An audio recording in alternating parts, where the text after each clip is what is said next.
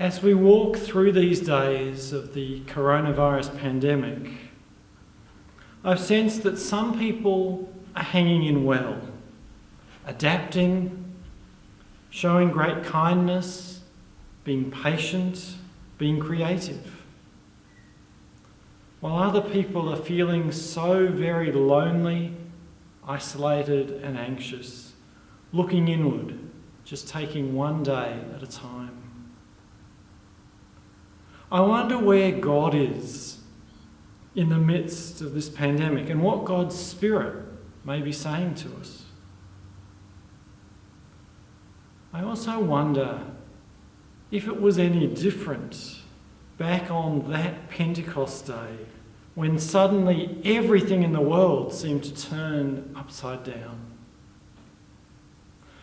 The Pentecost story has many strands to it.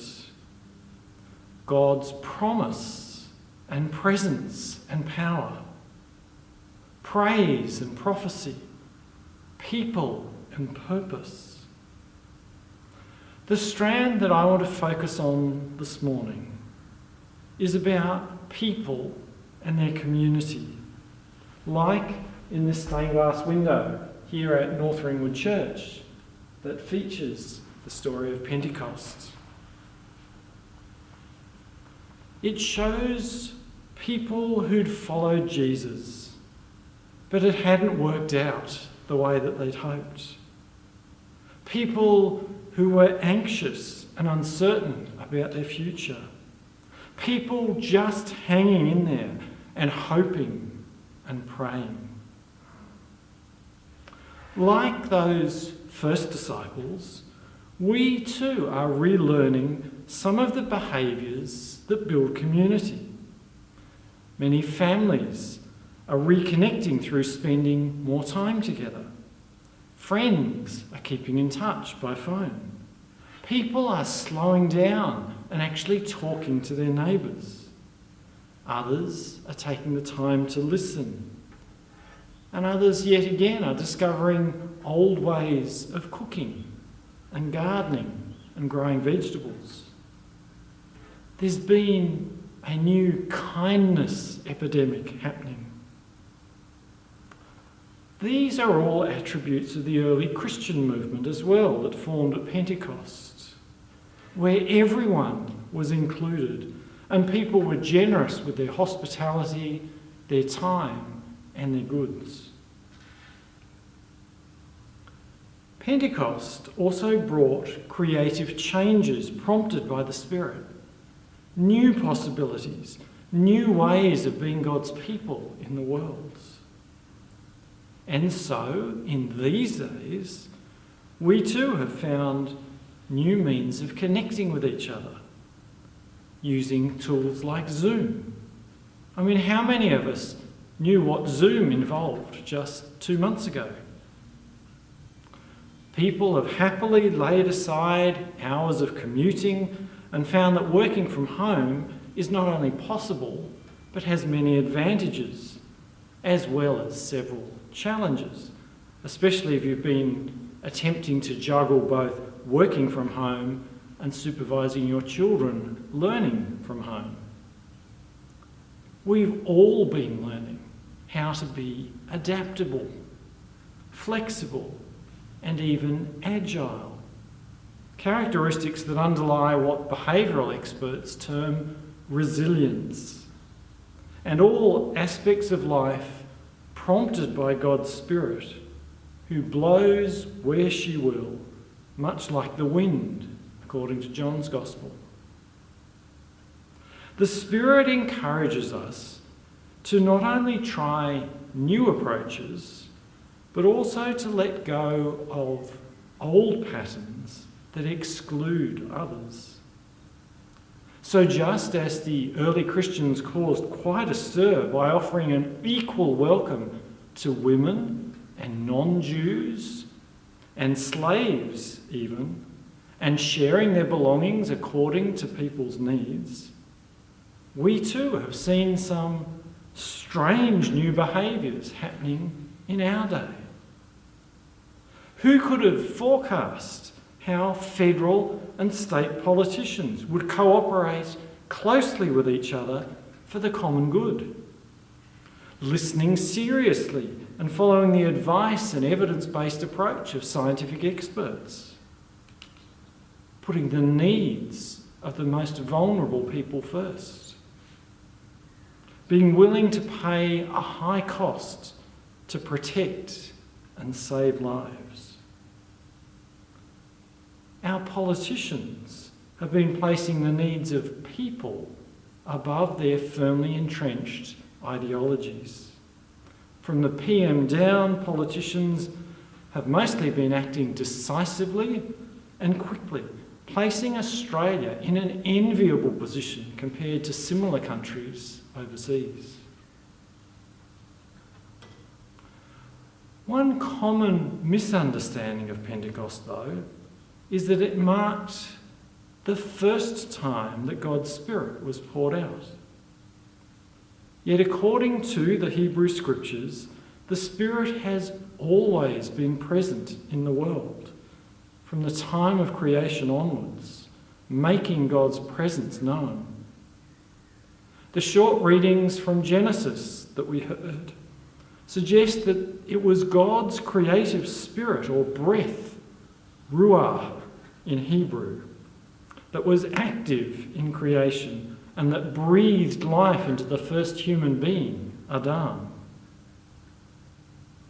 Our Indigenous brothers and sisters make a strong case that this is how they encountered God long before the arrival of whitefellas.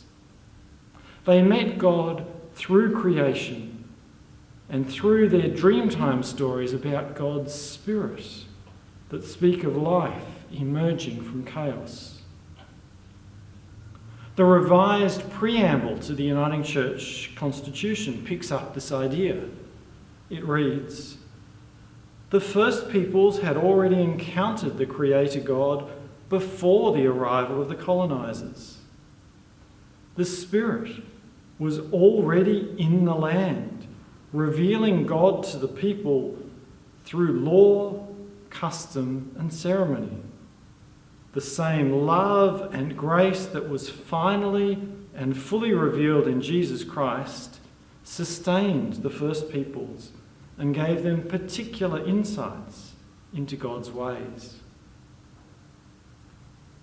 In this Reconciliation Week, it's good to pause and to ponder just how much we still have to learn from our Indigenous brothers and sisters. Learn about things like caring for creation, how community works. Fire, for instance, has shaped the environment of this country for eons. Yet we've been loath to learn from Indigenous fire practices that may help reduce the sort of catastrophic bushfires that we experienced this last summer.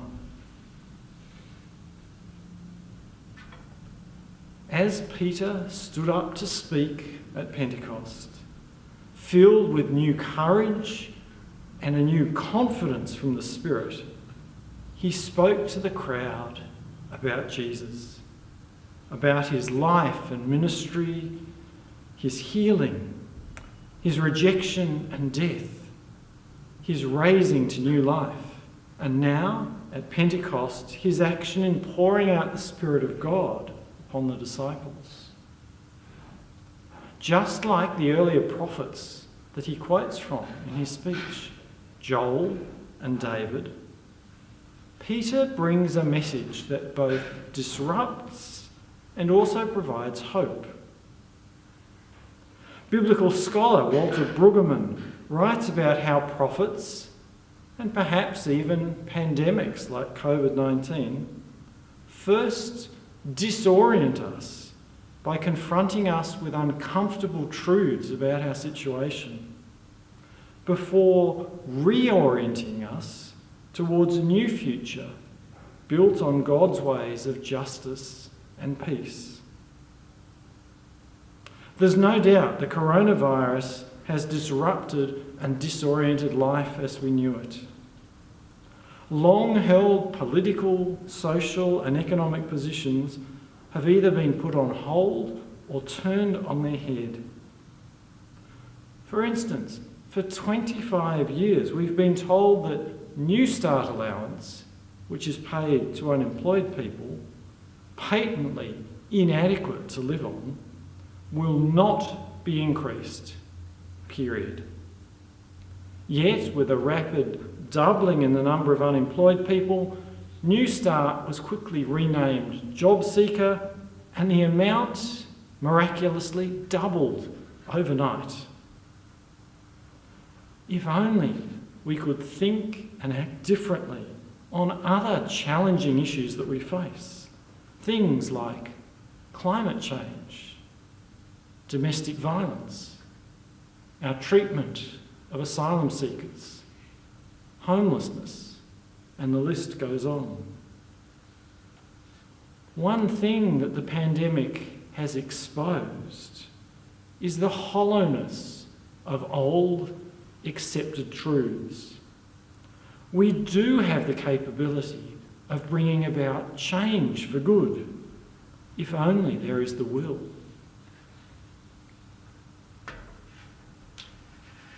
So how will we make lasting changes towards a more equitable and a more compassionate future that many of us are feeling a burden for? I was struck recently by the prophetic and very challenging words of poet and activist Sonia Renee Taylor that you may have seen on Facebook. We will not go back to normal. Normal never was. Our pre-corona existence was not normal, other than we normalised greed, inequity, exhaustion, depletion, disconnection, confusion, rage, hoarding, hate, and lack. We should not long to return, my friends. We are being given the opportunity to stitch a new garment, one that fits all of humanity and nature. If the Spirit is God's active presence in the world, reminding us of God's heart for justice and peace, how will we realign ourselves with God's ways after this pandemic is over? How will we treat the foreigner in our midst and the poor? How will we give a voice to forgotten and invisible people like asylum seekers? How will our Indigenous brothers and sisters be empowered to shape their own future in this country? How can we learn to truly sing together that great song that we are all Australian and that we do share a common dream? The current pandemic has no doubt disoriented much of what we took for granted, just as Jesus' message did in his day. My prayer is that in the midst of this new reality, we might hear the voice of God's Spirit suggesting a new way forward, a better and more equitable way to walk forward together, new creative ways to be the church. It will take courage. It will take commitment. It will take compassion to build community. But these are just the sorts of things that God's Spirit delights to impart to us. Amen.